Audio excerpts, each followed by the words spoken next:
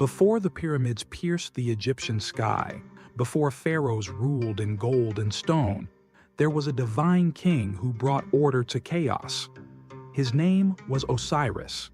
He was the son of the earth god Geb and the sky goddess Nut, and brother to Isis, Set, and Nephthys. But Osiris was more than a god. He was Egypt's first true king, and his story would become one of love, betrayal, death, and resurrection. Osiris ruled beside his sister and wife, Isis, a powerful goddess of magic and wisdom. Together, they transformed ancient Egypt. Osiris taught humans how to farm the fertile banks of the Nile, how to plant wheat, harvest barley, and live by laws instead of violence. Under his rule, the land prospered. The people adored him. But in the shadows stood his brother Set, the god of chaos and desert storms. Set envied Osiris, his power, his throne, and even the love Isis showed him. And envy can be more dangerous than any weapon. Set plotted in silence. He measured Osiris secretly and crafted a magnificent wooden chest inlaid with gold and precious stones, built exactly to Osiris's size. At a grand feast in the royal palace, Set presented the chest as a gift, promising to give it to whoever fit inside it perfectly. One by one, guests tried and failed. Then Osiris stepped in. The chest fit him exactly. In an instant, Set slammed the lid shut, sealed it with molten lead, and threw it into the Nile. The river carried the coffin away, and Egypt lost its king. But Isis refused to surrender to grief.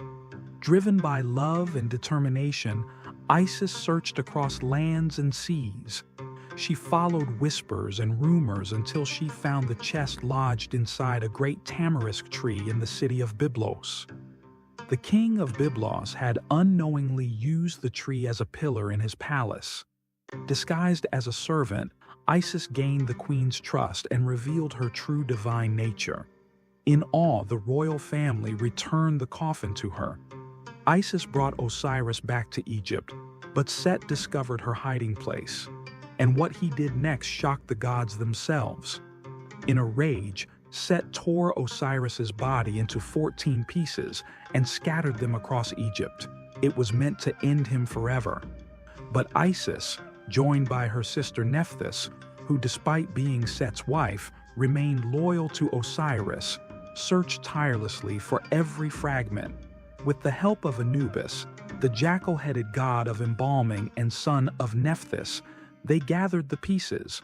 Anubis carefully wrapped Osiris in linen bandages, performing the first mummification in history. And then, through magic, Isis did the impossible. Using powerful spells and her unwavering devotion, Isis resurrected Osiris just long enough to conceive a child. That child was Horus. Soon after, Osiris descended into the underworld, becoming ruler of the dead. No longer king of the living, he became judge of souls, presiding over the hall of judgment, where hearts were weighed against the feather of truth. Death had not defeated him. It had transformed him. But the story was far from over. Isis knew that Set would try to kill her son, so she hid in the marshes of the Nile Delta, raising Horus in secrecy. She protected him from scorpions, snakes, and Set's spies. Horus grew into a strong and determined young god, aware that his uncle had murdered his father and stolen the throne. When he came of age, Horus challenged Set before the Council of the Gods, demanding justice. What followed was a battle that lasted years. Horus and Set fought across deserts and rivers. They transformed into animals, clashed in storms, and wounded each other fiercely. In one brutal encounter, Horus lost his eye, later restored by the god Thoth.